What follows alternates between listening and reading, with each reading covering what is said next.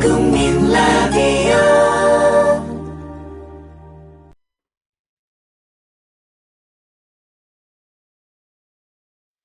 예비군 민방위 훈련장 같은 안보 특강은 가라. 여기 진짜 안보 특강이 있다.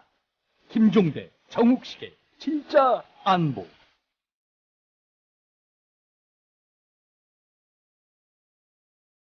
네, 청취자 여러분들 안녕하십니까? 김종대, 정욱식의 진짜 안보 2015년 새해 첫 방송 힘차게 시작하겠습니다. 저는 진행을 맡고 있는 평화네트워크의 정욱식이고요. 저의 파트너, 김종대 편장님 함께 자리하고 계십니다. 네, 새해 복 많이 받으십시오. 네. 신년에 이렇게 새로 어김없이 뵙게 됐습니다. 김종대 편집장입니다. 네네. 어떻게 새해 들어서 좀 뭐 새롭게 결심하고 이런 부분들이 좀 있으신가요? 감기 몸살부터 빨리 나지. 연말 거를 털어내질 못하고 아직도 갖고 오고 있는데 네. 저는 이 감기 몸살이 나야 새해입니다. 아, 그러시구나. 예. 작년에 있던 감기를 올해까지 좀 계속 갖고 계신 이런 상황인데. 예. 뭐 주변에 보니까 그 담배 끊는 분들 많이 계시는데 우리 편집장께서도 애연가신데 어떠세요? 그런 계획을 좀 갖고 계신가요? 예, 조금 더 애국을 할까 생각을 아. 하고 있습니다. 아직은 용기가 안 생겨서. 네. 예, 그런데 뭐 감기 몸살 나면 그때 네. 좀 맑은 정신으로 끊어야지. 지금은 아직. 네. 뭐 저도 오늘 오전에 일단 마지막 담배 결심했어요? 예. 오. 일단 뭐 담배 마지막 담배를 태우면서 한번 끊어보겠다 이렇게 다짐을 했습니다만 잘했습니다. 이게 뭐 작심 3일이 갈지 작심 3시간이 될지 이걸 한번 좀 지켜봐야 될 것 같습니다. 어허. 예, 뭐 오늘 그 방송이 그 2015년 또 광복 70주년이 되는 또 첫 방송인 만큼 올해 한반도 정세를 좀 진단하는 그런 좀 순서를 볼 예정인데요.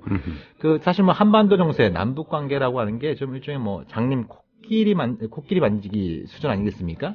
일기예보보다 더 어려워요. 그러니까요. 네네. 그래서 뭐, 그 남북 관계 또 한반도 정세를 전망하는 것처럼 이 어리석은 일도 드물다. 이런 얘기들이 이제 전문가들이나 또 기자들 사이에서 많이들 회자되고 있는 그런 얘기인데요. 그래서 또 올 한 해 좀 정세를 전망하면서 우리가 또 어떻게 해나가야 될지 이런 얘기들 나누는 게 중요할 것 같아요. 네. 네네. 그래서 이 분야에 또 이제 전문 기자 한 분 전화로 연결해서 말씀 듣고 방송 이어가는 그런 순서로 오늘 방송을 꾸며볼까 합니다. 네, 진짜 안보 1부 시작하겠습니다. 제가 뭐 담배를 한번 끊어보겠다 그러니까 지금 그 게시판에 재미난, 얘기가 좀 올라오고 있습니다. 의하님께서 휴지로 코를 막고 담배를 피우면 구수한 맛 같은 걸 못 느끼고 역한 맛만 느끼게 되어서 금연에 도움이 된다고 하더군요. 이렇게 하겠습니다. 1부 끝나고 바로 테스트 들어가 보겠습니다. 뭘 테스트 들어가? 예. 지금, 이제 남북관계 한반도 정세를 전망하기 위해서 전문기자 한 분하고 이제 말씀을 나눌 텐데요. 우리 연합뉴스의 장용 기자님 나와 계시죠? 예, 안녕하십니까. 예. 저기 내일인지 아셨다면서요? 예, 저는 메일로 알고 네네. 그러고 있다가 지금 갑작스럽게 전화를 연결하게 됐습니다. 네네. 뭐 굉장히 바쁘신가 봐요. 어제 저하고도 문자를 주고받으셨는데. 항상 준비되어 있기 때문에 괜찮아요. 네네. 그럼요. 예, 우리 장 기자님, 올 한 해 지금 새해 복 많이 받으셔야 될 텐데, 일단 일복이 많이 터지신 것 같아요. 네, 그렇습니다. 일단 북한에서 나온 김정은 제1위원장의 신년사를 보면, 일단 올해 굉장히 바빠질 것으로 예상은 하는데, 네. 과연 우리 정부가 어떤 화답을 할지 좀 네. 지켜봐야 될 것 같습니다. 네네. 그래서 지난 1월 1일 날 김정은 국방위원회 제1위원장이 신년사를 육성으로 발표를 했는데요. 예. 우리 장 기자님께서도 누구보다도 관심 갖고 이걸 지켜보셨을 텐데, 먼저 우리 장 기자님이 가장 주목한 내용은 어떤 내용이었습니까? 예, 사실 제가 이제 북한 문제를 들여다보기 시작을 한 게 이제 1994년, 김일성 주석이 사망하던 해서부터 이제 들여다보고 있고요. 그러다 네네. 보니까 제가 이제 올해 신년사, 북한에서는 김정일 국방위원장 때는 이제 공동사설 형태로 신년사를 발표를 했었는데, 그렇죠. 20년 가까이 북한의 신년사를 들여다보고 있는데 사실 네. 올해만큼 북한에서 남북 관계에 대한 강력한 의지를 표명했었던 신년사는 처음 본다라고 볼 수 있을 것 같습니다. 그렇습니까? 이게 단순히 한두 해의 문제가 아니라 지난 20년간 신년사 혹은 그 전에 공동사설을 쭉 모니터링을 하셨는데 예, 이번처럼 남북 관계에 대해서 비중을 둔 것을 보지 못했다. 예, 그렇습니다. 예. 특히나 이제 작년에도 김정은 제1위원장이 신년사를 통해서 남북 관계를 개선하기 위한 분위기를 조성해야 한다. 라는 이야기를 하기는 했었지만 네네. 사실 어떻게 보면 좀 추상적인 형태였다라고 한다면 네. 김재일 위원장이 올해 한 신년사에서는 굉장히 구체적이고 그리고 사실 북한에서 내놓는 어떤 담론들이라는 것이 굉장히 추상적이거나 뜬구름 잡는 형태가 많은데 네, 그렇죠. 이번 같은 경우에는 굉장히 구체적입니다. 그러니까 네. 내용을 좀 들여다보면요. 네. 남북 사이의 대화와 협상, 교류와 접촉을 활발히 해서 혈맥을 잇고 남북 관계에서 대전환을 가져와야 한다라고 이야기하고 있고요. 네네.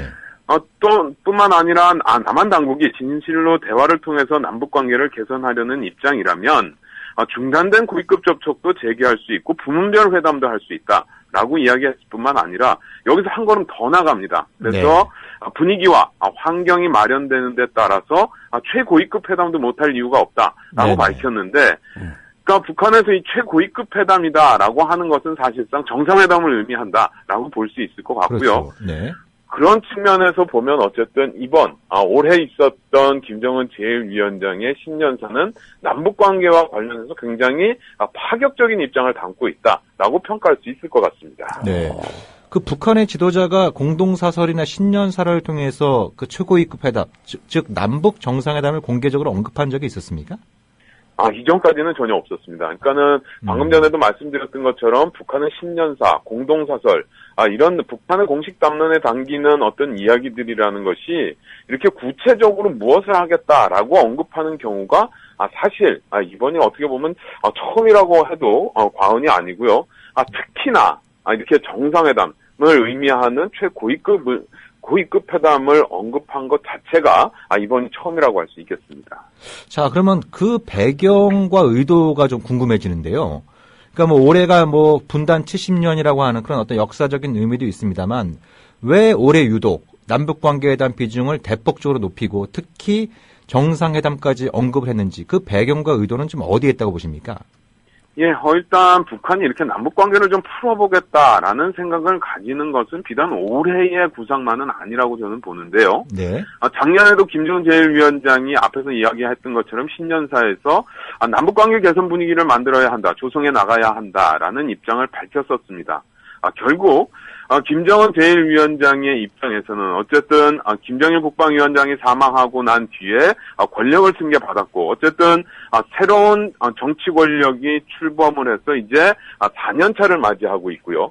뿐만 아니라 지금 어쨌든 북한으로서는 내부적으로 경제를 발전시키기 위해서 여러 가지 조치들을 취하고 있습니다. 530 조치니 628 조치니 여러 가지 확인되지 않은 여러 가지 어떤 조치들이 취해지고 있다라고는 이야기하고 있지만 네. 어쨌든 분명한 것은 북한 내부적으로 경제적으로 개혁 조치들이 이어지고 있는 것은 사실인 것 같고요. 네네. 뿐만 아니라 다양한 경제개발구를 설치해서 외부 자본을 끌어들이려는 노력도 벌이고 있는데 이러한 측면에서 보면 북한으로서는 자신들의 국가 발전, 자신들의 경제 발전을 위해서 평화적 환경이 절실하게 필요하다라고 판단하고 있는 것 같고, 네. 이 평화적 환경에 대한 언급은 비단 이번 김정은 제1위원장의 신년사회뿐만 아니라 그동안 이시용 외무상이 유엔 총회에 가서도 평화적 환경이 절실하게 필요하다라는 이야기를 해왔었고, 네. 이전부터 북한은 그런 이야기를 했습니다. 결국은 북한 내부적으로 자신들 정치체제의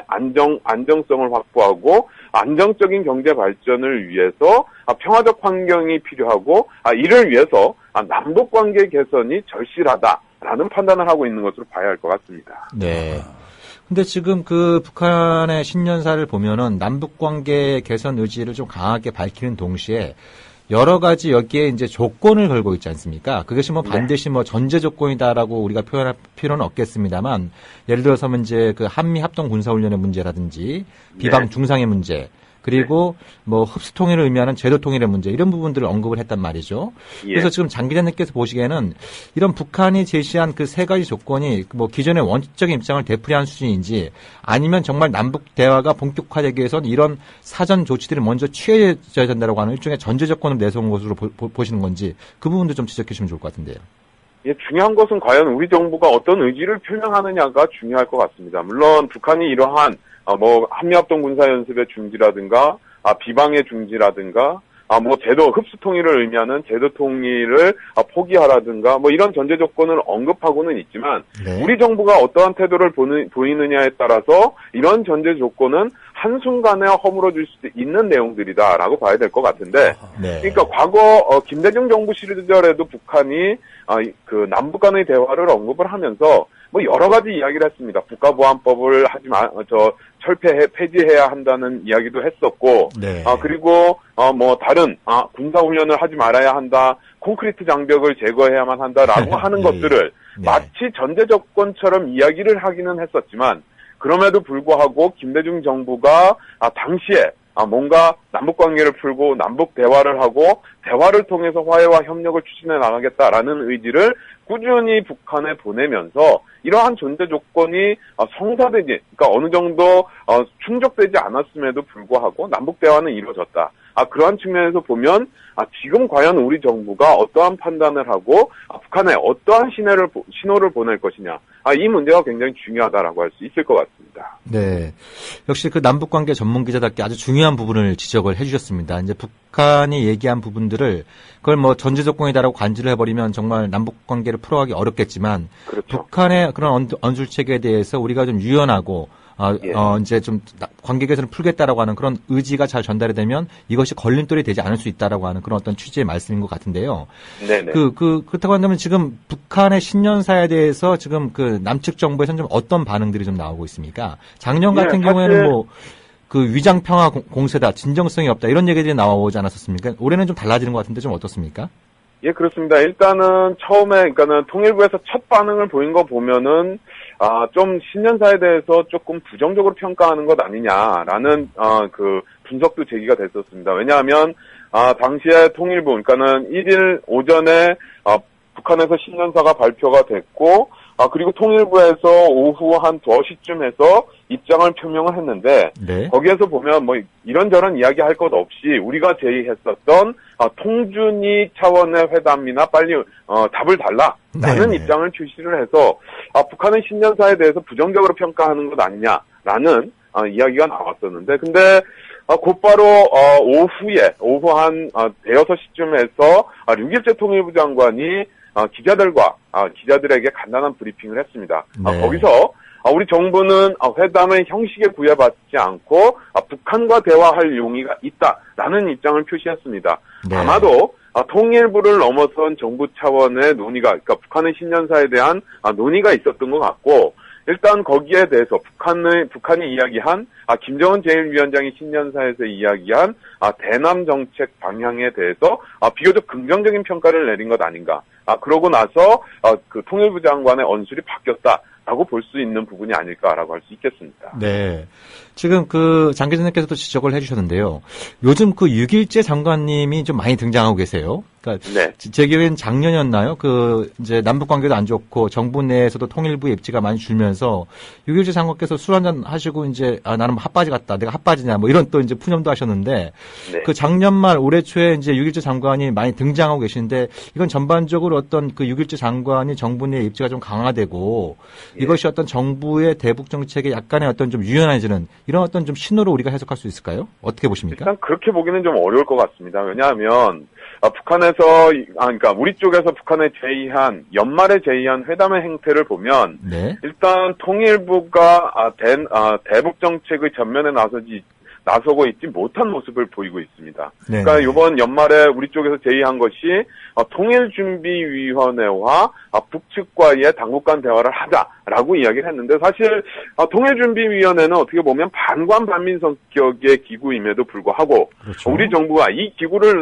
내세워서 북한과 대화를 하자라고 한 것은 사실 어떻게 보면 남북회담에서 통일부가 물 먹고 있는 것 아닌가라는 네. 것으로까지 볼 수 있고, 결국 통일부가 물을 먹고 있다라는 사실 자체는 6일째 통일부 장관의 입지가 우리 정부 내에서 특히나 대북 정책을 추진하는 과정에서 그리 큰 비중 있는 역할을 못하고 있는 것 아닌가라고 볼 수 있겠고, 그러한 측면에서 보면 오히려 통일부보다는 청와대 내에 안보실이라든가 이런 쪽이 더 주도권을 쥐고 있는 상황이 아닌가라는 라고 볼 수 있을 것 같습니다. 아마 청와대도 안보실보다는 기춘대원군 쪽이나 문고리 네. 쪽이 오히려 더 키를 잡고 있는 게 아닌가 저는 그렇게 보는데요.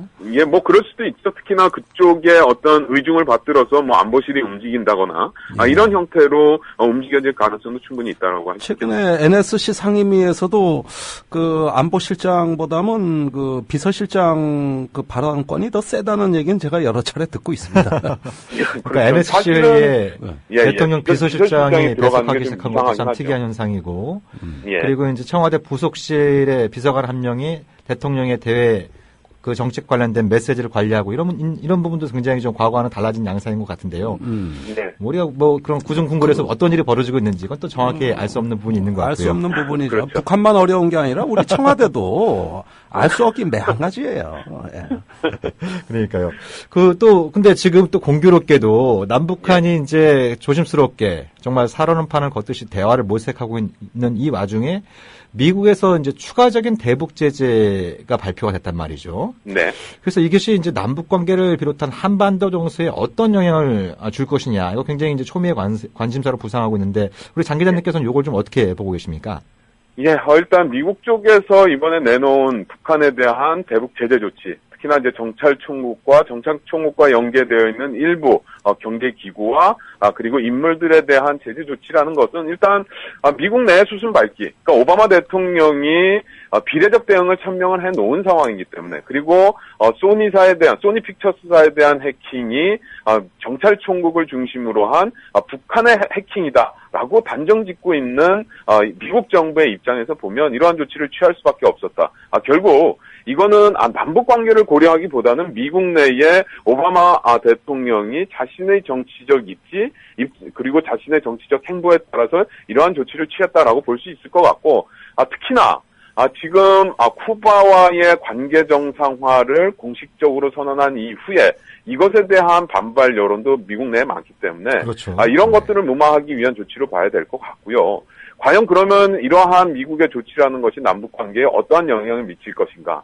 일단 그 대북 제재 조치라는 것이 큰 북한의 치명타를 안기기는 좀 어려울 것 같습니다. 이미 조선신보 등에서도 언급하고 있는 것처럼 이들 기관이라든가 인물들이 미국하고 거래하고 있지 않기 때문에 큰 영향이 없다라고 이야기를 했는데, 아마도 이제 그 물리적으로는 큰 영향을 주지는 못할 것 같고, 결국은 정치 외교적 상징적 효과가 있을 것 같은데, 네. 미국은 이번 조치에도 불구하고 오히려 북한은 그렇기 때문에 남북 관계에서 뭔가 출로를 마련해 보려고 보다 적극적으로 남북 관계에 나올 가능성이 더 크지 않겠는가. 그런 측면에서 보면 네. 미국 정부가 이런 조치를 취했음에도 불구하고 우리 정부가 어떠한 태도를 보이느냐가 향후 남북 관계를 전망해 보는데 핵심적인 열쇠가 되지 않을까라고 볼 수 있겠습니다. 예, 우리 정부가 주도하는 것이 더 중요하다는 말씀에는 저도 심정적으로 동의합니다. 당연히 네. 그렇게 돼야 되겠고요.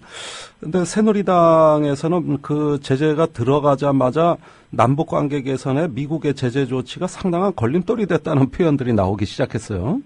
그러니까 네. 이거는 어떤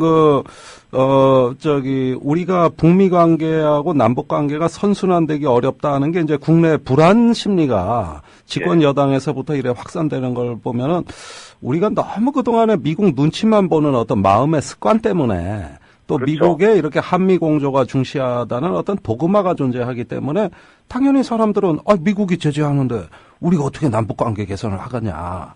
이렇게 그렇죠. 마음이 생각하는 습관이 형성된 거 아닌가 보는데 어떻습니까? 그런 측면에서 보면 우리가 좀 지금 한번 곱씹어 봐야 될 것은 2005년부터 2007년 정도까지 있었던 노무현 대통령 당시 참여정부 시절에 네. 펼쳤었던 외교정책과 대북정책에 대한 리뷰 이런 것들이 좀 필요하지 않을까 생각합니다. 당시 2005년 9월 19일이었죠. 9.19 공동성명이 나온 직후에 예. 재무부에서 BDA 그러니까 방코델타 아시아은행에 있는 북한 계좌에 대한 동결 조치를 취했고, 그것이 결국은 굉장히 남북 관계와 북미 관계에 악영향을 미쳤는데, 당시 참여정부가 주도적으로 특히 외교적 교섭력을 발휘하면서 이 문제를 풀었고 결국 2007년에 남북 정상회담이 이루어졌고 그 영변에 있는 냉각탑 폭파도 이루어졌고 결국 부시 행정부는 북한에 대한 테러 지원국 명단에서 삭제하는 조치까지 취했었거든요. 그렇죠. 까불어 봤어요 나중엔. 예, 그런 측면에서 우리 정부가 좀 보다 적극적으로 네. 이니셔티브를 쥐고 움직이려고 하는 노력이 필요하지 않을까라고 봅니다. 네. 아우 100번 맞는 말씀인데 바랄 걸 바라야지. 아니 난 동의는 해요. 예, 동의는 예. 하는데. 네, 글쎄 그렇게만 되면 얼마나 좋겠어요, 그죠? 예. 그렇죠. 네. 그러니까 뭐 어찌됐든 남북 간이 그 대화를 모색하고 있는 이 시점에서 미국의 추가적인 대북 제재가 뭐 부정적인 영향을 줄 수는 있습니다만 이게 결정적인 변수가 되느냐 안 되느냐는 남북한 특히 한국 정부가 어떻게 하느냐에 따라 좀 달라질 수 있다라고 그렇죠. 하는 그런 어떤 그렇죠. 취지의 말씀이신 것 같고요. 예. 자, 이제 그 마지막 질문을 좀 드리고 싶은데요. 네. 어떻게 우리 장 기자님께서 이제 그 전문 기자로서 한번 촉을 세우셔서요. 예. 올해 남북 관계 한반도 정세 어떻게 될 것 같습니까? 기대를 좀 가져도 좋을 것 같습니까? 일단은 방금 말씀하셨던 것처럼 지금 현재 대북 정책의 키를 과연 누가 쥐고 있는가라고 네. 했을 때 지금 청와대 내 무슨 비서실장 이런 쪽에서 저는 키를 쥐고 있다고 그러면 남북 관계가 오히려 좋아질 가능성도 있지 않을까라고 네. 봅니다. 정무적 왜냐하면 판단. 그렇죠. 네. 박근혜 정부가 이제 집권 3년차 이제 3년차 들었는데 경제 상황은 썩 좋지 않기 때문에 결국 뭔가 업적을 남기기 위해서는 남북 관계 말고는 돌파구가 없는 상황. 그렇다라고 한다면 남북 관계에 보다 적극적으로 올인할 가능성도 배제할 수 없다라고 할 수 있겠는데 그렇지 않고 방금 앞에서 이야기한 것처럼 새누리당이 미국의 제재 때문에 남북 관계를 제대로 하겠냐라는 식의 미국에 대한 눈치, 북미 관계가 좋지 않으니까 남북 관계가 좋아서는 안 된다라는 도그마에 빠지게 된다라고 한다면 이미 작년과 유사한 형태의 남북 관계의 걸음을 걸어갈 가능성도 굉장히 크다라는 점에서 보면 일단 지금으로 봐서는 정확하게 점치기는 어렵지만 일단은 양쪽 모두 신년사를 발표를 했고 우리 정부 쪽에서도 긍정평가를 하고 있는 것으로 보면 일단 시작은 뭔가 해보겠다라는 의지는 충만해 있는 것 같기 때문에 일단 상반기에는 뭔가 서로 좀 해보려고 하는 노력이 있을 것 같은데 과연 그것이 뭔가 성과로 이어지겠는가. 이제 성과로 열매 맺지 못한다면 오히려 하반기는 더 어려운 국면으로도 들어갈 수 있다라고 네. 예상해 볼 수 있겠습니다. 네. 좋아질 수도 있고 나빠질 수도 있네요. 역시 제가 전쟁이도 아니기 때문에. 예. 장 기자님 바쁘신데 그 전화 인터뷰에 응해주셔서 정말 감사드립니다. 네. 네, 새해 복 많이 받으시고요. 예, 복 많이 받으세요. 네, 고맙습니다. 네. 네, 이상 그 연합뉴스 장용훈 기자님하고 이제 올해 남북 관계 또 한반도 정세에 대해서 전망을 좀 해봤습니다. 네. 예, 우리 편집장님께서 김정근 편집장님께서는 어떻게 들으셨어요? 재밌게 들었는데요. 네. 역시 이 남북 관계는 저는 이제 군사 문제를 주로 보지 않습니까? 네. 이 군사 문제는 좀 간결성과 명확성이 아무래도 덕목이라고 할 수가 있는데 네. 이 남북 관계는 어렵습니다. 이건 복잡하고 네. 예. 그래서 같은 그 전문가들끼리 모여도 사실 저는 그 경제학자나 사회학자 얘기는 잘 알아듣는데 네. 북한학자 얘기를 제일 못 알아듣겠어요. 아, 그러세요? 그나마 지금 장 기자님은 네. 좀 표현을 이렇게 글 쓰는 분답지 않게 방송에서도 매끈하게 그렇죠. 뽑아주시는 아주 명쾌하게. 예, 이 정도의 말발이 그래 흔한 거 아니에요. 그럼요. 이거 분명히 알아야 됩니다. 네, 이거. 네. 그런데 학자들의 그 만연체 거기에다가 예. 결론의 모호함. 네. 그래서 한쪽으로는 이렇고 on the other hand 다른 한편으로는 이러거든요. 영어까지 쓰시면서. 예. 네. 그래서 미국 대통령도 그런 표현에 질려가지고 왜 양팔잡이 없고 왜 팔잡이 없냐? 한 원핸드만 얘기해라. on the other hand는 얘기하지 마라. 네. 이런 농담도 있지 않습니까? 그런데 네. 북한 문제가 주로 그래요. 그래서 듣다 보면은 읽으려고 해도 읽혀지지가 않고 계산을 하려고 해도 계산이 안 되는 게 이게 외교, 그 중에서도 남북 관계란 말입니다. 그런데 이제, 장 기자님은 상당히 조심스러운 표현을 하면서도 말을 또 매끈하게 뽑아주시는 거예요. 이런 내공도 잘 안 나오는 거예요. 이건 전문가들끼리 알아차리는 수준이거든요. 네. 그런데 결론적으로 좋아질 거라고 기대하고 마땅히 좋아져야 되고 정부의 역할은 높아져야 되지만 그러나 아닐 수도 있다. 네. 예, 이러는데 저는 그러나 아닐 수도 있다는데 사실은 조금 방점을 찍습니다. 현재로서는. 네. 그 지금 아닐 수도 있다라는 얘기는 좀 이따 좀 나눠보고요. 그러니까 지금 우리 김종대 편집장께서도 그렇고 장영훈 기자도 그렇고, 그러니까 이제 청와대의 통일 외교안보 정책 라인보다는 정무 라인. 이제 이 대북 정책의 비선 라인 쉽게 말씀드리면. 그치, 여기도 비선이죠. 이런 양반들이 힘을 쓰게 되면 이게 남북 관계가 어디로 튈지 모르는 뭐 이런 측면들이 좀 있을 것 같은데요. 일단 그렇죠. 정치적으로 판단을 해보면 일단 올해 큰 선거가 없습니다.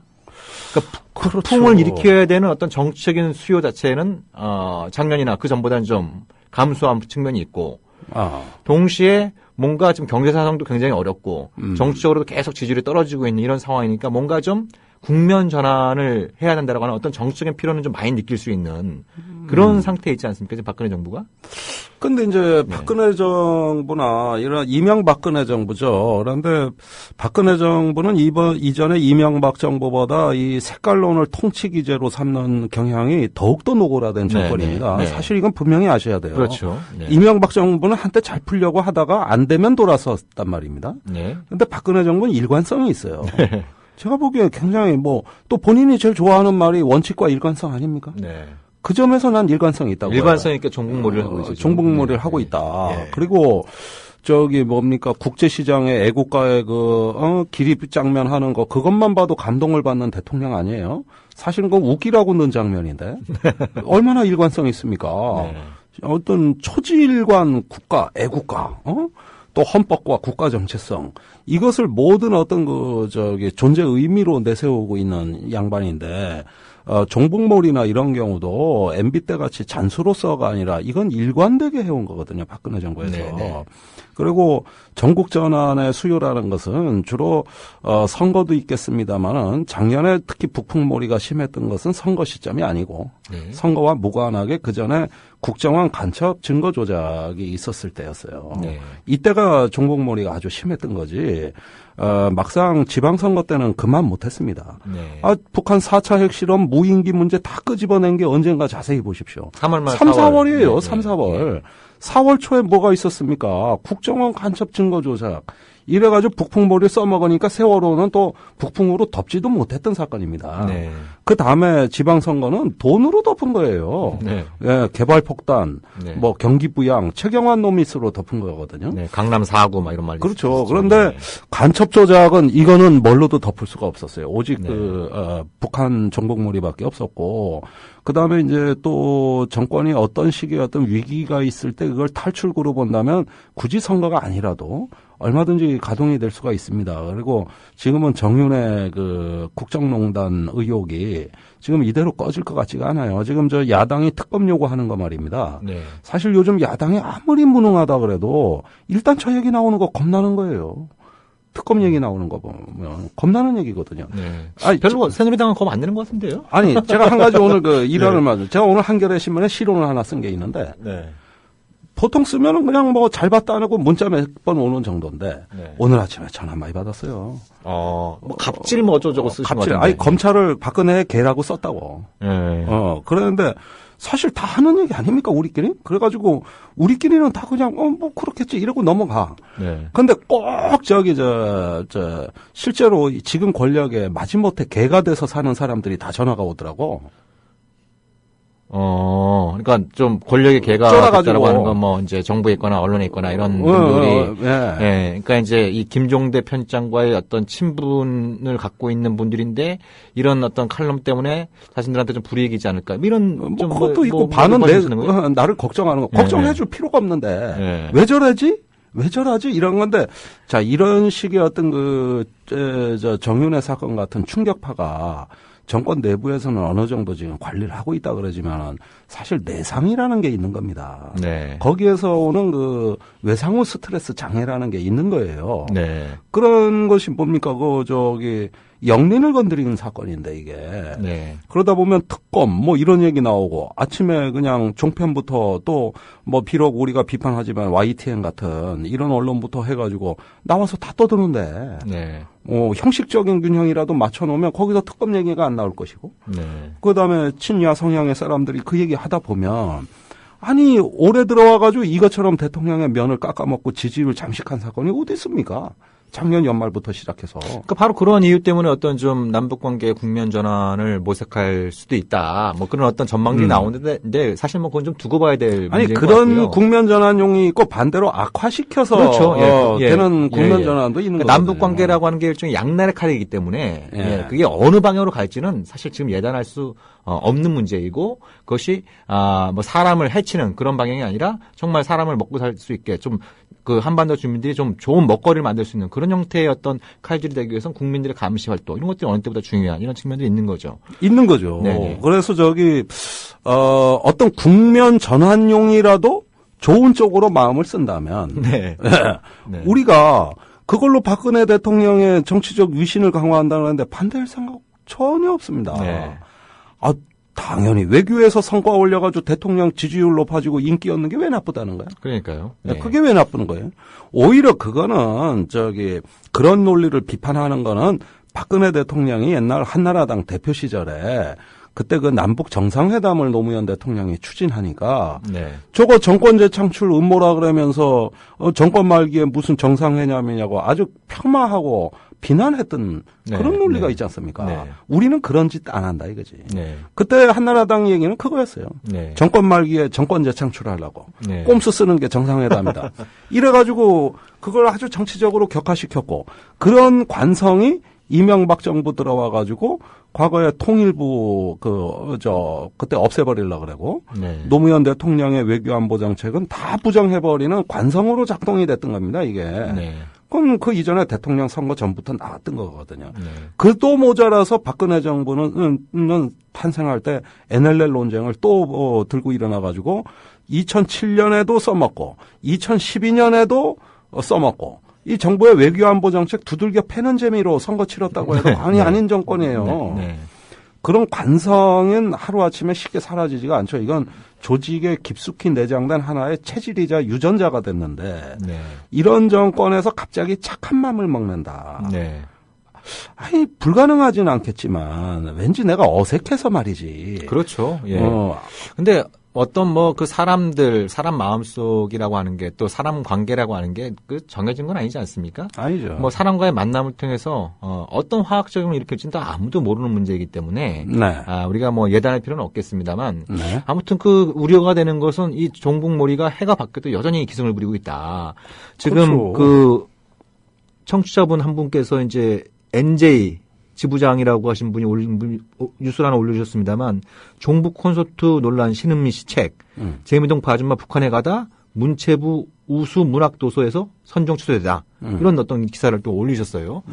그러니까 작년 연말에 박근혜 대통령이 그 백색 테러에 대해서는 이런 방법 말씀을 안 하시고 종북 콘서트 요것만 문제 제기를 하니까 경찰의 수속도가 빨라지고 그죠? 문체부에서도 이제 그 우수도서로 선정한 걸 취소하고, 통일부 방송에서, 그 신은미 씨가 나왔던 방송을 또 삭제하고, 이런 형태의 어떤 이제 그 후속 조치들이 이어졌는데, 이것이 이제 이 국내의 어떤 비판적인 세력이라든지, 북한에 대해서 좀 더 다른 얘기를 하는, 이런 분들에 대해서 계속 종북 닥치를 붙이려고 하는, 이런 정치적인 못된 버릇이 고쳐지지 않으면, 이 남북 관계를 잘 해나가겠다라고 하는 진정성도 의심받을 수밖에 없는 그런 상태 아니겠습니까? 그렇죠. 지금 우리가 남북 관계를 정치 논리를 초월해서 풀어나가는 어떤 진정성의 기반이라는 게 과연 무엇일까? 저는 국민 통합의 능력이라고 생각합니다.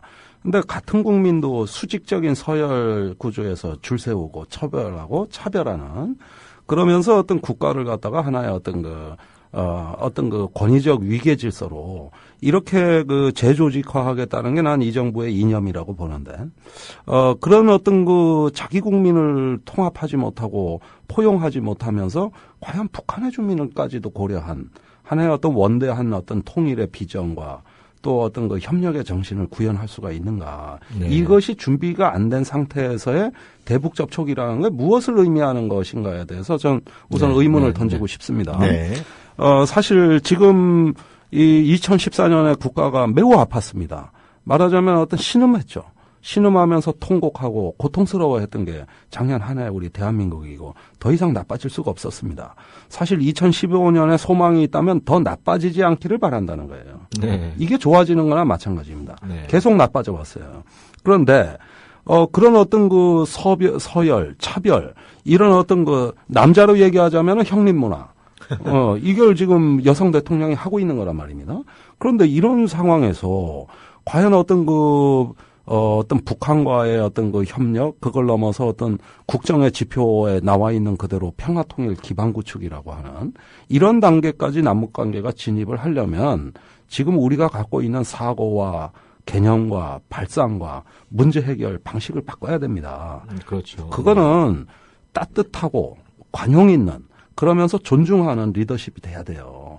그러지 않으면은 이것은 어느 정도 진행이 되는 듯 하다가도 정치적으로 반짝 이용해 먹고 마는 일회용 반창고 내지는 어떤 일회용 정책이 돼버리고 맙니다. 네. 이게 가장 위험하다는 거예요. 제가 보기에. 그렇죠. 예. 그래서 대북 정책이 반짝 좋아지는 쨍하고 해가 뜨는 것 같은데 그 속에는 기존의 평화마저도 말아먹고 깨지는 위험성이 있다는 거거든요. 네.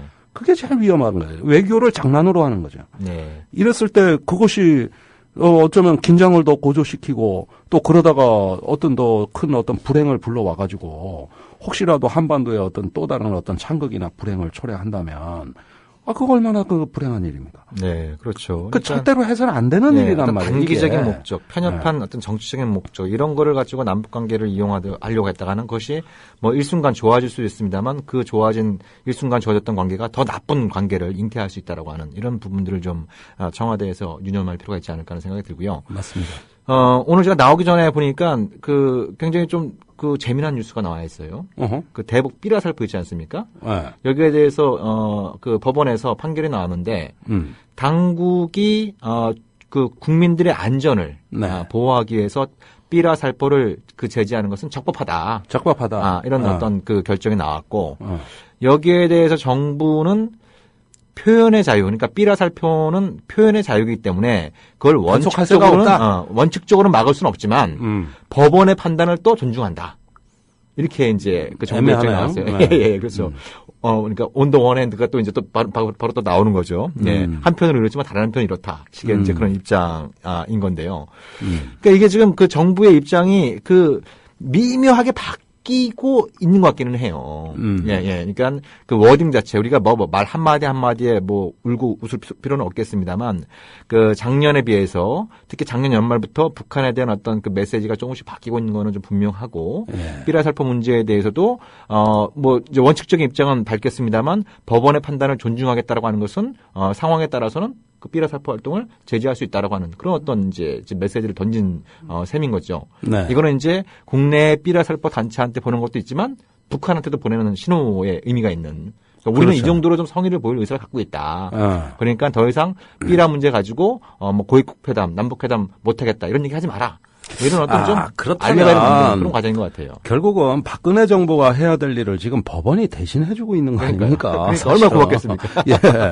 그럼 박근혜 정부는 손 안 대고 코 풀 수 있는 기회가 생긴 거예요. 네네. 그런데 지금 그런데 통일부가 아주 모호한 태도를 취하면서 이것도 그냥 흐지부지 될 가능성이 없지 않아 있어 보입니다. 네. 그런데 한번 이렇게 생각을 해보죠. 이명박 정부 시절에 서울에서 2번 국제회의가 있었습니다. G20 정상회의가 한 번 있었죠. 그렇죠. 그 다음에 임기 말년엔 G50 해관보 정상회의가 있었습니다. 네. 이때 북한 정부가 안 했어요. 단군 이래 최대 규모의 국제회의. 맨날 단군 이래 최대 규모라 그랬어요. 근데 이때 북한이나 중국 안 건드리려고 굉장히 조심했습니다. 네. 예컨대 G20 회의 같은 경우는 2010년 11월에 있었는데 그 11월까지 5달 동안 서해에서 군사훈련 중지해버렸습니다. 네. 그리고 대북 자극 안 하려고 별의별 수를 다 썼어요. 네. 그러다가 딱 G20 정상회의 끝나고 나서 그달에 포격훈련을 밀어놓은 5달치를 한꺼번에 해버린 겁니다. 네. 연평도에서. 네. 호국훈련이었죠. 호국훈련 때 같이 한 거죠. 네. 근데 호국훈련을 넘어서 한 건 더 과도하게 한 건 왜 그러냐면 5 동안 훈련을 안 해가지고 그 남은 포탄을 이날 다 소비해버린 거예요. 11월 23일 날. 네. 이게 북한한테 주는 메시지가 또 엄청났던 거예요. 자, 그렇죠. 그렇다면 이게 바로 정치 논리가 평화를 어떻게 말아먹는지를 제가 말씀드리려고 하는 건데 G20 정상회의에서 의장을 맡은 이명박 대통령은 자기가 신이 되는 줄 알았거든. 이런 거 의장 맡고 얼마나 뽀다고 납니까? 그런데 저기 뭐야 가까이 있는 북한, 중국에서 어쩌면 이거 어떡하냐 이거예요. 그래가지고 그 애지중지하면서 천안함 이후에 그 긴장된 남북 관계 속에서도 네. 모든 군사훈련 중지해버렸어요. 네. 그 서해 미국 항공모함 못 들어오게 하고 동해로 쫓아버린 거 아닙니까? 네. 그랬는데 그 이후에 그러면 그 기조가 유지됐느냐 하면 딱 회의 끝나자마자 안 했던 훈련 한꺼번에 다 해. 네. 그 결과 어떻게 돼? 그것도 가장 민감한 수역에 가서. 민감한 수역에서 네.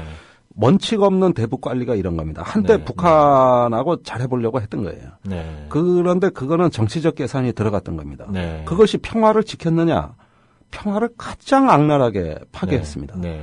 자, 그 다음에 또 기회가 왔습니다. G50 정상회의를 처음에 파주에서 하려고 그랬어요. 일산의 킹텍스에서. 네. 네. 거기에 김정일 위원장을 초청하겠다는 보관이었던 겁니다. 네. 그런데 물론 그 전에 돌발 사건으로 이제 네. 돌발적으로 김 위원장이 사망도 했지만은 이걸 추진하는 동안 또 북한을 애지중지했습니다. 네. 오히려 남측이 저자세였어요. 네. 자, 그런데 그렇게 하다가 결국은 G50도 어떻게 북한의 방해가 없이 넘어가는데 이 국제회의 할 때마다 걱정거리가 북한이 방해하면 어떡하냐였어요. 네. 네. 이걸 이명박 대통령이 아주 안절부절한 겁니다. 그러니까 평소에 관계를 풀어놓으면 그런 걱정할 필요 없잖아요. 없다니까. 그러니까 평소에 관계를 갖다 망쳐놓고 이런 국제회의 있으면 북한이 뭐 해방 놓지 않을까 좀 걱정해갖고 그거 걱정하고 저자적으로 있었단 나갔다가 말이야. 회의 딱 끝나면은 야 이제 밀어놓은 군사훈련 해버리자. 그래서 그동안 못한 말 쏟아내자. 그래서 막 또 북한을 자극하고. 예, 그러니까 이 정치에 따라서 그게 이제 평화를 얼마나 조롱하고 우롱했는가를 우리가 역사적 경험으로 알고 있는 겁니다. 네. 그런데 지금 대북 전단 문제 이건 남북 간의 무력 충돌 불러올 수 있는 사안입니다. 네. 그런데 이런 부분이 계속 방치가 되다 보면 우리가 평창의 동계올림픽 이제 다가올 거예요. 네. 그 지금 최문순 지사는 저기 북한하고 분산 개최하자고 해서 욕 바가지로 지금 얻어먹고 있지 않습니까? 네. 사실은 공동 개최하면 남북 평화엔 그만큼 좋은 일도 없겠죠. 아이고 평창 동계올림픽을 북한의 일부 종목이라도 분산 개최가 되면 그 과정에서 이루어질 게 뭐겠습니까? 그러니까. 박근혜의 대표적인 대북 정책인 DMZ 평화공원은 자연스럽게 조정이 자동으로 돼요. 되는 거예요. 예. 자, 그러면은 보자고. 지금 DMZ 평화공원도 있고 이제 평창 올림픽 다가오면 그 접경 지역 아닙니까? 솔직히. 네. 거기서 휴전선 얼마나 됩니까? 강원도가. 그러면 이런저런 어떤 국제 행사를 보면은 우리가 북한에 뭐 또 협조를 구하고 북한과의 관계가 원만히 관리돼야 된다는 이런 수요가 말도 못하게 커진다는 거 아닙니까? 네. 그러면 이런 거 위해서 또 어떤 그 북한이 반발하지 않도록 좀 구슬리자 이런 정도를 만약에 남북 관계 개선으로 본다면 네. 그것은 반드시 부정적인 효과를 초래한다 이겁니다. 제 얘기는. 네네. 그러니까 남북 관계에 대한 섣부른 기대도 참 경계해야 된다 이거예요. 그럼요. 우리는 네. 맨날 남북 관계가 좋아져야 된다는 쪽으로 네. 지금까지 많이 촉구하고 좋은 게 좋은 거 아니냐 이런 네. 식의 얘기를 많이 해온 것도 사실이에요. 네네. 그러나 좋은 게 아니라는 겁니다. 네. 거기에는 보다 조금 더 장기적인 안목에서 이 남북 관계를 풀고자 하는 준비된 어떤 비전과 계획, 그다음에 진정성 이런 걸 갖고 진짜 풀고 싶어 푸는 네. 이게 돼야지. 안 그랬다 더 망쳐놓으면 어떡하라고. 지금 그게 그러니까, 이명박 예. 5년간의 우리 예. 가장 뼈아픈 결론인데. 그러니까 우리 편집장님께서 중요한 말씀을 해주셨어요. 예. 그러니까 마치 이제 소 뒷걸음 치다가 쥐 잡는 격으로 예. 우연히 혹은 뭐 그냥 그 정치적인 필요에 따라서 남북 관계를 일시적으로 개선시키고 뭐 이런 어떤 우연에 바랄 것이 아니라 정말 그 안팎의 여러 가지 어려움이 있겠습니다만 남북 관계 개선, 한반도 평화, 더 나아가서는 통일이라고 하는 그런 어떤 길을 향해서 뚜벅뚜벅 걸어갈 수 있는 그런 지혜와 용기가 더 필요하다. 네. 그런 그 취지의 말씀이시고요. 근데 바랄 걸 바라야지. 참 다 미쳐 내가. 아무튼 좀 두고 보기로 하고요. 예. 지금 또 스프링 66님이 질문을 올려주셨어요. 얼마 전 오바마 대통령이 대북 그 금융거래 금지 조치를 발표했는데 그 내용이 BDA 그러니까 방코 델타 아시아은행에 대한 제재 조치와 유사성이 있느냐?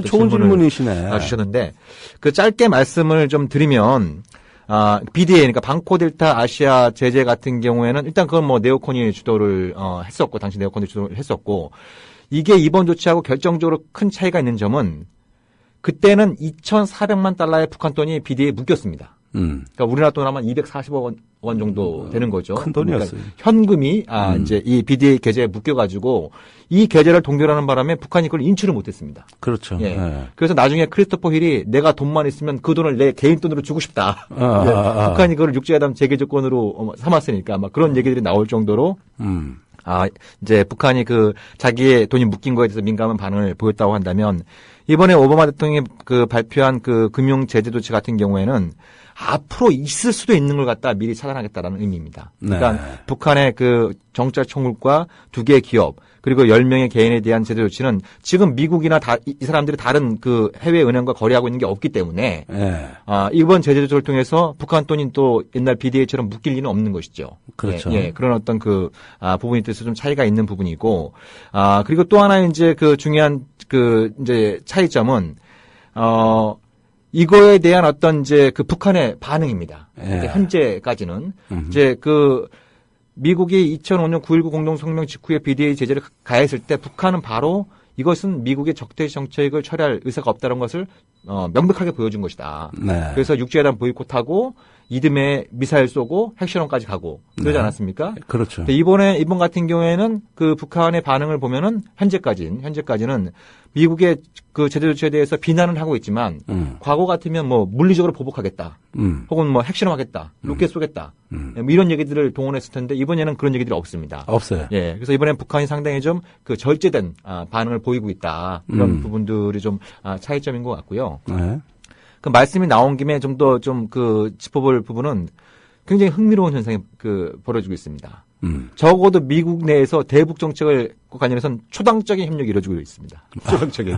그러니까 뭐 아까 그 장용훈 기자님하고도 잠깐 인터뷰할 때 그런 얘기도 나왔습니다만 지금 미국이 이제 국내 정책, 특히 뭐 최근에 이민법도 뭐 이제 이걸 가지고 굉장히 좀 논란이 많이 벌어지고 있고 작년에 그 미국이 이란과의 핵 협상 타결에 실패하면서 이거를 올해 6월 말까지 시한을 연장하지 않았습니까? 네. 그래서 이란 핵 문제에 대한 대처 방안 그리고 작년 말에 발표했던 쿠바 관계 정상화 예. 이런 어떤 사사건건 오바마 행정부와 공화당이 지금 대립하고 있는 이런 어떤 상황인데 대북 정책을 둘러싸고는 초당적인 협력이 이루어지고 있다.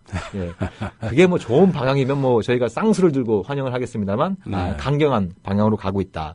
그것은 곧 그 오바마 행정부가 어떤 그 이제 이란과 쿠바라고 하는 적대 국가들과의 관계를 풀어가면서 북한이라고 하는 또 하나의 적대 관계는 거꾸로 이제 그 관계를 적대 관계를 강화함으로써 미국 내 반발 여론을 좀 무마시키고자 하는 그런 국내 정치적 성격이 좀 짙다 이런 네. 어떤 측면들이 좀 있는 것 같습니다. 그럼 유사하기도 하지만 다르기도 해요. 네네. 네. 그런데 이번에 이제 사이버 전쟁으로부터 촉발된 어떤 그 북미 간의 지금 험악한 분위기가 어쩌면 저는 그런 생각도 듭니다. 이게 현대판 콜로세움. 그러니까 실제 물리적 영역에서의 전쟁의 대용품으로 사이버 전쟁이라는 게 생겨서 그게 일종의 어떤 그 하나의 양측의 어떤 그 적대감과 어떤 그 전쟁 의지를 이렇게 해소해주는 역할도 좀 하는 것 같다. 예를 들면, 이 사이버 전쟁의 어떤 양상을 보면은 누가 창의적으로 모욕을 하느냐. 모욕의 전쟁입니다. 대부분. 얼마나 상대방을 약 올리게 하고 수치스럽게 만드느냐 전쟁이에요. 주로 그 김정은을 희화한 더 인터뷰라는 그 어떤 그 아주 저질 코미디 이런 게 있지만은 북한도 그런 면에서 한몫한단 말입니다.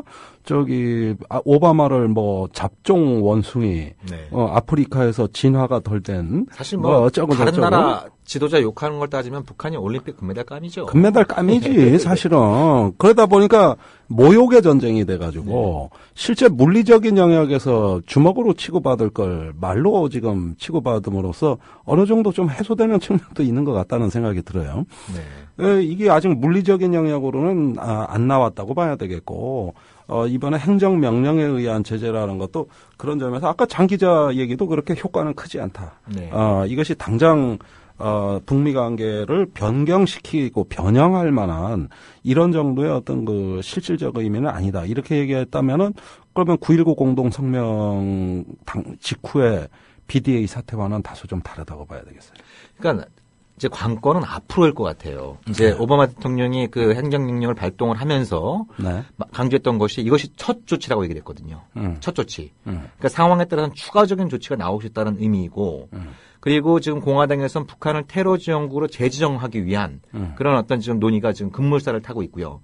또 이제 우리가 2부 때 그런 얘기를 좀 해야겠습니다만 한미 합동군사훈련이 있지 않습니까? 그 있죠. 예, 이것이 이제 펜타곤 예산과 맞물려 있고 그리고 더군다나 지금 현재 미국의 분위기는 북한을 좀 궁지에 몰아넣고 대북 경책을 강화하는 한반도의 긴장을 고조시키려고 하는 그런 어떤 좀 속내들도 좀 담겨 있기 때문에 이 미국이 군사훈련 카드를 어떻게 이용하느냐 이것이 또 앞으로 한반도 정세에 아주 중대한 변수가 아닌가라는 생각이 듭니다. 그러면 진짜 뭐 1부 여기서 좀 마치고요. 2부 때 계속 이어가도록 하겠습니다. 네.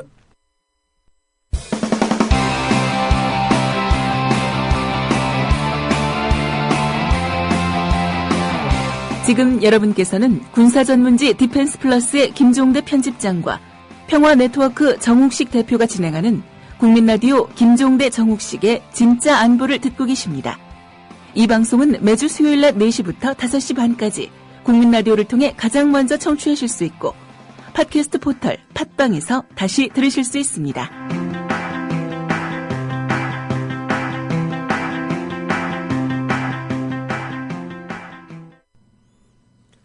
네, 진짜 안보 계속 이어가겠습니다. 올해 남북관계와 한반도 정세를 전망해보는, 예, 같이 장님 코끼리를 만지는 그런 시간을 좀 갖고 있습니다.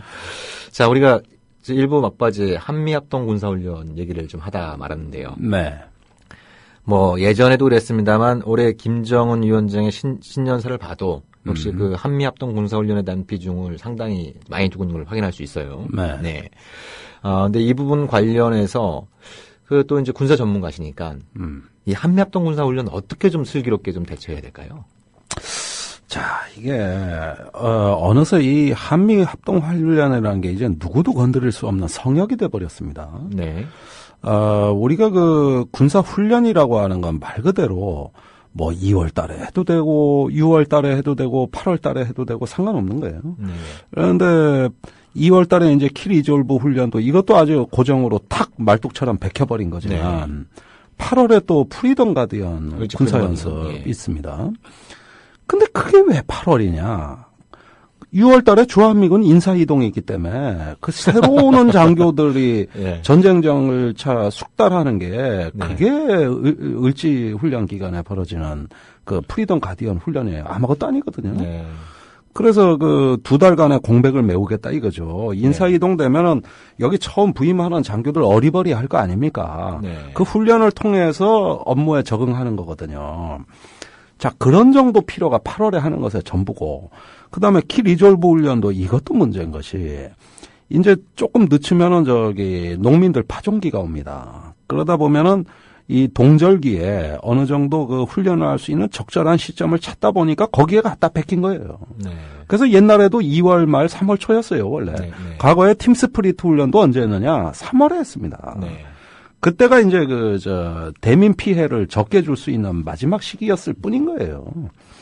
근데 이게 한번 베끼면 그럼 10월 달로 연기하면 어떠냐? 상관없는 거예요. 그러니까 그 전에 계획만 잘 짜면 되는 거거든요. 네. 근데 지금에 와가지고는 뭐 이건 대통령도 못 건드리고 누구도 못 건드리는 게 돼버렸어요. 기억하실런지 모르겠습니다만은 노무현 대통령 14 그 정상회담 할 때 원래는 2달이 연기된 거기 때문에 8월에 하기로 한 정상회담 아니었습니까? 그랬었죠.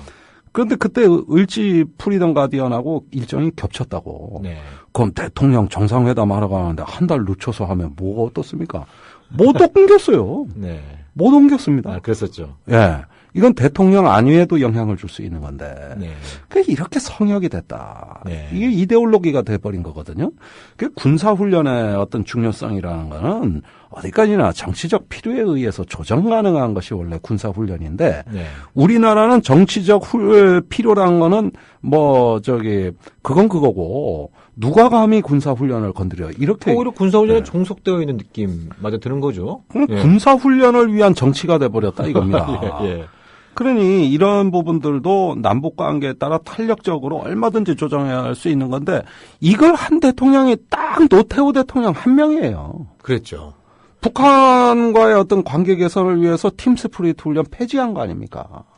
그러니까 그 노태우 대통령 사례를 잠깐 좀 말씀을 드리면요. 노태우 대통령이 이제 한참 동구권에서 체제 변화 막 일어나고 있을 때 1990년 초에 동유럽을 순방하면서 북한도 이런 동유럽에 불어닥치고 있는 체제 변환, 자유의 바람을 유념해서 북한도 변해야 된다. 이런 취지의 발언을 해서 북한을 발칵 집어놨거든요. 네. 작년 3월에 박근혜 대통령이 드레스덴 가서 연설한 내용하고 비슷한 내용이었습니다. 그런 내용 자체는. 근데 그 후속 조치가 놀라웠습니다. 노태우 대통령이. 깜짝 놀랄 만하지. 1990년에 그 동유럽에서 그런 발언을 하고 한국에 돌아와서 우리가 남북 대화에 진정성이 있다라는 걸 보여주는 하나의 징표로서 팀 스피릿 훈련을 축소하겠다 이렇게 발표를 합니다. 예. 축소하겠다. 축소하겠다. 예, 예. 그러니까 북한에서 쟤네들이 뭐 체제 전환 얘기하고 뭐 정권 교체 얘기하는 것처럼 보이다가 자기들이 가장 민감하게 반응했던 팀 스피릿 훈련을 축소하겠다. 그러니까 이제 그 노태우 정부의 어떤 진정성을 다시 볼 수 있었던 것이고 그것이 이제 결국 이제 고위급 회담으로 연결돼서 기본합의서가 나올 수 있었고 특히 남북 기본합의서와 한반도 비핵화 공동선언을 채택하기 직전에 직전에 아버지 부시 대통령하고 이제 전화 통화를 해서 노태우 대통령 전화 통화를 해서 우리 팀 스피릿 훈련 중단합시다. 하지 말자. 네. 아예. 네. 아니 당신도 한반도에서 전술 핵무기 철수하겠다고 선언하지 않았느냐. 네. 그리고 또 레이건 대통령이 미소 냉전을 종식시킨 지역이었다고 한다면 당신이 한반도 냉전을 종식시키면 이거 완전히 세계 전체에 어떤 냉전을 종식시킬 수 있는 역사적인 업적을 하는 만큼 우리가 손을 잡고 같이 그 길로 가자. 이렇게 설득을 해서 이듬해 1월 달에 그 조지 H.W. 부시, 그러니까 아버지 부시와 노태우 대통령이 기자회견을 해서 팀 스피릿 훈련을 중단하기로 발표하지 않았습니까? 발표했습니다. 예. 이런 것이 어떤 한반도 정세에 굉장히 큰 변화를 일으켰던 부분들이 있었던 거죠. 예. 그때는 군사가 정치를 흔드는 것이 아니라 정치가 군사를 통제했던, 통제했던 거죠. 그런 어떤 그 상황이었던 것이죠. 아니 그런데 정치가 군사를 통제하거나 지배하지 못한다면. 네. 민주주의 국가의 한 축이 허물어진 거거든요. 네. 민주주의라는 그럼요. 건 뭐냐면은 선출된 합법적 권력이 군사를 지배한다는 뜻입니다. 이게 민주 정치 체제예요. 네네. 그런데 끌려다닌다. 지금 뭐 서해에서 뭐 불상사가 벌어지고 군사 분계선에서 불상사가 벌어져도 청와대는 군사 작전에 관여 안 하겠다는 거 아닙니까, 사실? 네. 예, 군이 알아서 하라는 거 아니에요? 이거는 국군 통수권 스스로를 내려놓는 행위일 뿐만 아니라 이 자유민주 기본 질서에 어떤 문민 통제의 덕목을 스스로 부정하는 행위란 말입니다. 네. 헌법적인 책무를 수행 안 하겠다는 뜻이란 말입니다. 네네. 그러면서 군사를 성역화해왔다는 거예요. 그러니까 이제는 김대중 노무현 10년간 서해 군사작전에 너무 관여 많이 했다고 이제는 노타치 하겠다. 현장지휘관이 알아서 해라. 예. 조치하고 보고해라. 네. 나는 관여 안 한다. 네. 정치적 고려하지 마라. 이렇게 박 대통령이 지시를 한 겁니다. 네네. 그러니까 진짜 그렇게 하고 있어요. 네. 그러다 다행히 불발탄이 나가지고 네. 교전은 안 벌어졌지만 네. 그러나 명령은 이미 교전하라였거든요. 그러니까 국제전은 현장 지휘관한테 위임하고, 예? 전면전에 대한 작전권은 미국한테 떠넘기고, 그 대한민국 대통령은. 그러니까 컨트롤 타워 아니라는 거예요. 예. 그러니까 세월호만 컨트롤 타워가 아니라, 예. 국가 안보도 컨트롤 타워가 아니에요. 내가 보기에는. 네. 그러니까 컨트롤 타워가 아니라 결과만 보고받고 관리만 하겠다는 거예요. 네. 세상에서 제일 편한 대통령이에요. 내가 보기에는. 그러니까요. 저렇게 대통령질 하려면은 나도 내일부터 하지. 그러니까 이런 어떤 무책임성이라고나 할까 이런 것들이 군사가 통제 밖에 벗어나 있는 걸 용인하거나 방조하는 겁니다. 네. 그러면은 우리가 어떤 정권이 악성을 갖고 있거나 또는 음모적인 어떤 부도덕한 것을 갖고 있다고 하기 이전에 자기가 챙겨야 될 거 한 굳은 일을 하지 않겠다고 하는 방조적 태도야말로 악의 편이라고 봐야 됩니다. 네네. 그건 무책임한 거죠. 네. 그런데 군사가 정치를 끌고 가고 주도한다. 지금 남북 관계는 거의 다 국방부가 주도하고 있다고 봐야 돼요. 그렇죠. 예. 청와대, 외교부, 통일부, 국정원 물론 있습니다만은 지금 거의 모든 뉴스가 북한의 위협이란 말입니다. 네. 이런 것들이 뉴스의 주종을 이루고 그걸 탈북자들이 나와서 또 스피커 노릇을 하고 알고서 떠드는지 모르고서 떠드는지 내가 보기엔 엉터리도 많던데 네. 이런 것들로 인해 가지고 자꾸 위협을 가중시키면은 남북 관계에서 우선은 뭡니까? 안보가 될 수밖에 없는 거예요. 네. 그런데 대통령 신년사에 뭐라고 돼 있습니까? 박근혜 대통령 뭐라 그랬어요? 국가의 안정과 국민의 안위가 가장 중요하다. 이러면서 남북관계 개선에 대한 얘기는 거의 없고 앞부분에 아예 전제로 국가 안보 논리가 먼저 딱 가서 베껴버렸단 말이에요. 안보가 중요하다는 건 누군 몰라요? 그다음에 안보를 지들 혼자 하나? 국민이 다 하는 거고 63만 또 우리 국군 장병이 있고 국민 전체가 하는 거지. 안보 자기 혼자 하는 거 아니잖아요. 그러니까 거기서 또 안보를 강조하고 이런 것들은 뭐냐면은 하나의 어떤 군사 국방 영역이 그 상위의 가치를 지배해 버리는 겁니다. 네. 그러니까 이 이제 2월 보통 하순부터 키 리졸브 독수리 훈련이 시작되는데 이거를 하느냐 마느냐도 중요합니다만 어떻게 하느냐도 중요하지 않습니까? 어떻게? 예. 그러니까 작년의 사례가 또 좀 이런 측면에서 볼 때 좀 주목할 필요가 있는 것이 작년에 하지 않았습니까? 네. 예, 했어요. 근데 작년에 굉장히 중요한 특징 중에 하나가 이상가족 상봉 행사가 이틀 정도 이 키 리졸브 훈련 기간과 겹치지 않았습니까? 네. 북한이 그걸 양해를 했습니다. 예. 그 전에는 군사훈련, 총포탄이 왔다 갔다 하는 상황에서 무슨 이상가족 상봉이냐, 군사훈련 취소하라고 요구를 했다가, 그러니까 이제 우리 정부 쪽에서 그러면 우리가 최대한 너희들을 자극하지 않게 로우키로 하겠다. 가급적 언론에도 공개 안 하고, 미국의 무슨 항공모함이 오고, 핵 폭격기가 오고, 이런 얘기 안 하고, 가급적 자극하지 않는 방향으로 할 테니까, 너희들도 양해해라. 그래서 사실 북한이 양해를 해줬거든요. 네. 예. 근데 이제 이상가족 상봉 훈련 끝나자마자 무슨 역대 20년 만에 최대 규모의 쌍용 훈련이다. 네. 맥스 썬더 훈련이다. 그래서 또 엄청나게 또 이제 언론 플레이 했지. 네. 언론에 다 공개하고. 네. 예. 그러면서 이제 박근혜 대통령이 얘기했던 드레스덴 연설도 완전 묻혀버리고. 네. 북한이 이건 흡수통일 전략이다. 네. 라고 이제 무시해버리고 이런 어떤 과정들이 있었기 때문에 올해 같은 경우에도 군사훈련을 완전히 취소하기는 힘들겠죠. 예, 이제, 국내 저는 안 된다고 봐요. 네.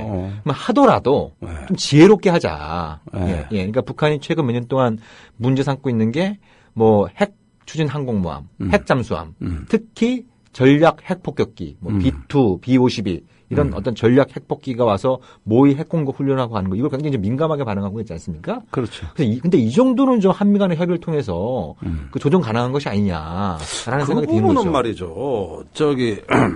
최근에 키 리졸브 훈련에 항공모함이 온 적이 없습니다. 네. 없어요. 이제는 안 와요. 프리덤 가디언 훈련도 네. 안 오는 횟수가 너무 많습니다. 항공모함이. 왜 이렇게 됐느냐. 노무현 대통령 때 이런 일이 있었습니다. 그때가 아마 2004년도 리언 라포트의 연합사령관이 재임시라고 난 기억을 하는데. 네. 중동에서 이제 이라크 전쟁으로 인해가지고 군사력 수요가 많았습니다. 네네.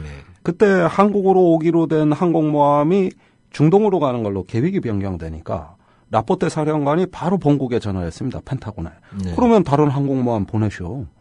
그러니까 보내줬어요. 네. 그 정도로 주한미군 사령관의 발언권이 셌고 네. 여기서 본국에 증원 요청하면 반드시 들어줬습니다. 네. 그래서 오히려 역설적으로 그때는 온갖 무기가 다 왔던 겁니다. 그런데 이명박 대통령 때부터 보면은 거의 안 왔어요. 거의 안 왔습니다. 우선은 이렇게 본국에 요청해봤자 못 들어주는 거예요. 여력이 없어요. 지금 미국의 항공모함이 11대입니다. 옛날에 12대였다가. 그 11대 중에서 수령이 30년 이상 경과한 게 7대입니다. 그리고 앞으로 당분간 미국은 항공모함 건조를 안 합니다. 당분간. 국방 예산이 깎여가지고. 자기들 전력 유지가 예전만 못해요. 그러다 보니까 보내달라고 해서 다 보내는 게 아니라 전략적으로 필요한 시점을 선택해서 보내는 겁니다. 그게 언제냐 하면은 2010년에 서해에서 미중 간의 갈등이 벌어졌을 때 서해로 항공모함을 투입한다든가 또 그 해에 하도 한국이 항공모함 보내달라 그러니까 서해는 예민하니까 동해 쪽으로 빼가지고 이렇게 투입을 한다든가 이런 식으로 전략적인 운영을 하고 있는 것이죠. 그다음에 B-50이나 B-26 또는 B-1 폭격기 같은 경우도 작년에 훈련 때 온 게 아니라 2013년 북핵위기 때 이때 막 북한이 핵 터뜨리고 미사일 쏘고 막 엄청나게 공세적인 전략으로 나왔지 않습니까? 이때 미국이 네 주먹이 더 세냐 내 주먹이 더 세냐 하는 식으로 매일 새로운 무기를 한반도에 투입할 때 이때는 또 훈련 때가 아님에도 불구하고 이건 거의 현행 군사작전이나 다름없이 미국의 최고 핵심 전력이 한반도 군사훈련 때가 아니었던 건 아니고 그게 이제 중첩이 된 거죠.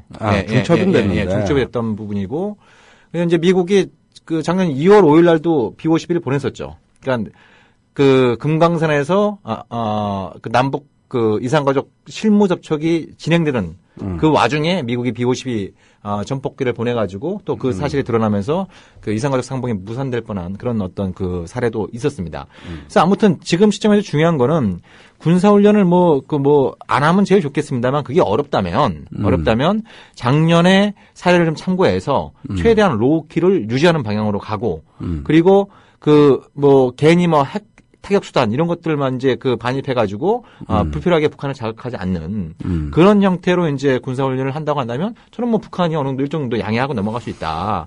양해할 수 있죠. 그리고 거의 이런 거는 빼먹어 본 적이 없기 때문에 그래가지고 실제로 예컨대 훈련 같지도 않은 훈련할 때도 있었어요, 실제로. 네. 그리고 일체 메시지 없이 로우키로 간 훈련은 전례가 많습니다, 우리가. 네. 그러니까 그거는 말씀하신 대로 이거는 훈련을 하더라도 그 운영과 관리의 문제다. 네. 그런 면에서 이것이 어떤 그 정치적인 메시지가 되지 않도록 그냥 관리해버리면 되는 겁니다. 네. 이건 아무 문제가 없는 거예요. 네.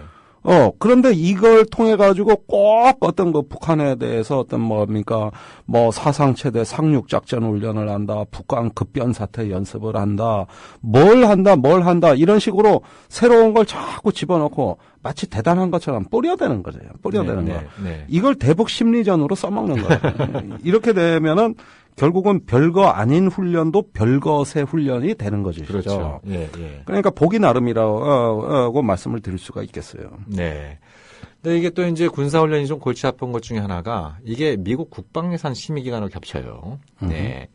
그러니까 이제 미국이 10년 동안 그 약 4천억에서 5천억 달러에 육박하는 국방비를 좀 삭감해야 되는 그런 어떤 상황이 있습니다.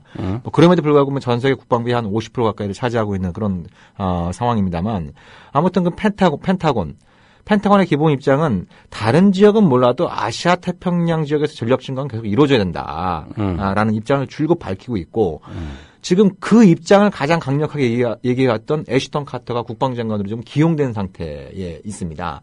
그래서 이 펜타곤의 어떤 이제 이 군사 논리가 이 한반도 문제에 굉장히 좀 곤혹스러운 어려운 상황을 조성할 가능성도 우리가 배제할 수 없다라는 생각이 좀 들고 그런 차원에서 볼 때 빠른수록 좋다. 한미 간의 이번 군사훈련에 대해서 기본적으로 대북 억제 또 방어훈련을 한 것 자체를 갖다가 취소할 수는 없다고 한다면 최대한 그 규모를 축소하고 이걸 또 언론에 최대한 비공개로 가고 그래서 조용하면서도 강하게 이런 방식으로 훈련을 하자는 얘기가 지금부터 좀 협의가 돼야 이게 2월 달에 또 이산가족 실무 접촉하고 있는데 B-52 전투기가 왔다 갔다 하고 이러면 또 어떤 일이 벌어질지 모르는 거 아니겠습니까? 그렇죠. 네. 그런데 어쨌든 이런 부분만 암초는 여러 가지가 있습니다. 한미 군사훈련 말고도 사실은 저는 전단 문제가 더 심각하다고 보는데 여러 가지 어떤 그런 암초들이 있는데 우리 정부의 관리 능력에 달린 거예요. 어떤 위기도 발생할 수 있고 악재도 발생할 수 있는 겁니다. 그러나 그 후속 관리가 어떻게 되느냐, 또 이걸 면밀하게 관리하려고 했느냐, 이런 부분이 아니라 지금 박근혜 정부는 뭐냐면 군대가 알아서 해라. 그리고 정치의 논리 이런 거 개입시키지 말고 눈치 본다는 인상 주지 말고 소신껏 해라. 이러는데 그러면은 군대에 어떤 훈련이라는 게 적정선이라는 게 있는 거냐? 네. 이것이 정답이다. 요 정도 선에서 딱 끝내야 된다는 이런 해답이 있는 거냐? 그런 건 존재하지 않아요.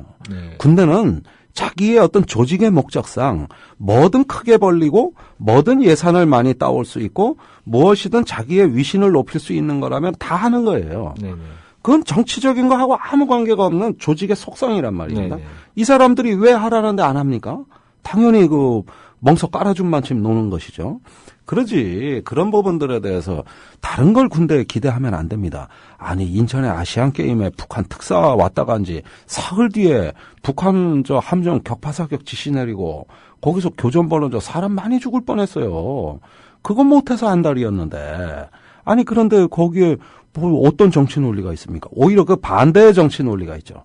네. 남북관계 좋아질 것 같은데 무슨 소리 안보가 이렇게 심각한데 이렇게 엄혹한 안보 현실을 놔두고 북한과 무슨 대화를 한다는 얘기냐.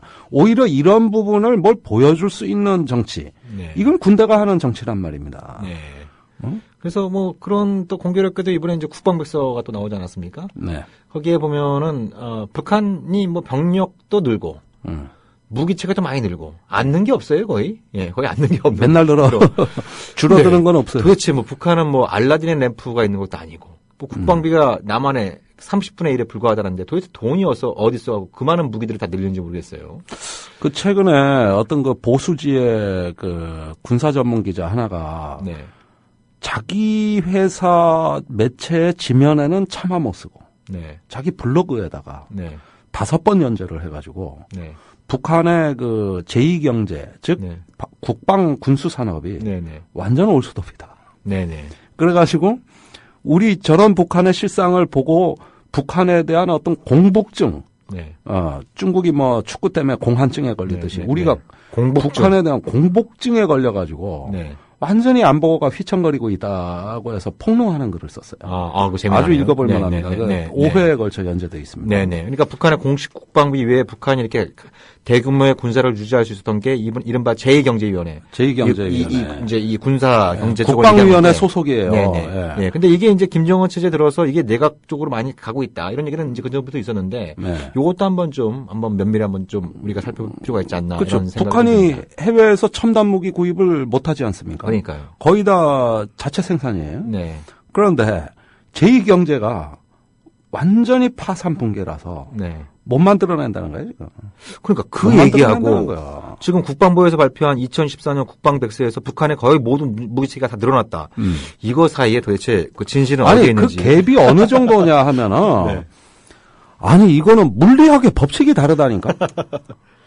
아니, 한쪽에서는 제2경제, 군수경제가 완전히 파산이 돼가지고 모든 게 무너져 버렸는데 한쪽에서는 듣도 보도 못한 신무기는 어디서 나온 거냐고. 그러니까요. 이 두 가지 얘기가 공존을 하고 있는 거예요. 네. 그런데 그런 실상을 자기 지면에 자기 이름 걸고 공개적으로 못 네, 쓰는 거예요. 이게 네. 대한민국 언론의 현실인 겁니다. 네, 네. 근데 그 반대되는 정보라면 종편이 하루 종일 틀어줍니다. 난리가 났겠죠. 예, 난리가 나는 네. 겁니다. 네. 그래서 그나마 그 강한 보수 성향의 보수지의 기자마저도 이런 식으로 글을 쓸 수밖에 없다. 그런데 뭘 증언을 듣고 취재를 했기 때문에 나온 네. 얘기거든요, 이게. 네. 그래서 이게 참 개탄을 금할 수가 없는 거예요. 네. 언제 기회가 되면 그분 한번 모셔서 방송 한번 하면 좋겠는데. 아마 여기에는 못 그러면 나올 거예요. 회사를 네. 계속 다니기 힘들어질 수도 있는. 예, 농담입니다만. 아무튼 올해 그 새해 첫 그 진짜 안보에선 남북 관계와 한반도 정세를 쭉 달아보는 그런 어떤 시간을 가졌는데요. 네. 올해가 이제 광복 70년, 또 분단 70년이지 않습니까? 네. 그래서 이제 진정한 광복은 이 통일에 있다라는 얘기들을 많은 분들이 해주셨는데, 그 통일은 우리가 무리하지 않고, 국민들과 함께, 또 한반도 주민들과 함께, 주변국들과 함께 뚜벅뚜벅 그 길을 향해서 천천히 점진적으로 과정으로서 이렇게 밟을 때 그 통일의 그날이 다가오지 않을까 하는 생각이 좀 들고요. 저희 그 진짜 안보 그런 어떤 진정한 광복을 되찾는데 일조하기 위해서 앞으로도 계속 뚜벅뚜벅 걸어가도록 하겠습니다. 네. 청취자 여러분들 방송 들어주셔서 감사드립니다. 새해 복 많이 받으세요.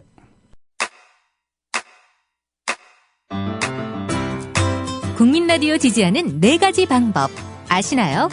다운로드하기, 별점 주기, 댓글 달기, 구독하기. 국민 라디오를 보다 많은 이들에게 전할 수 있는 가장 손쉬운 방법. 다운로드하기, 별점 주기, 댓글 달기, 구독하기. 잊지 마세요. 다운로드하기, 별점 주기, 댓글 달기, 구독하기.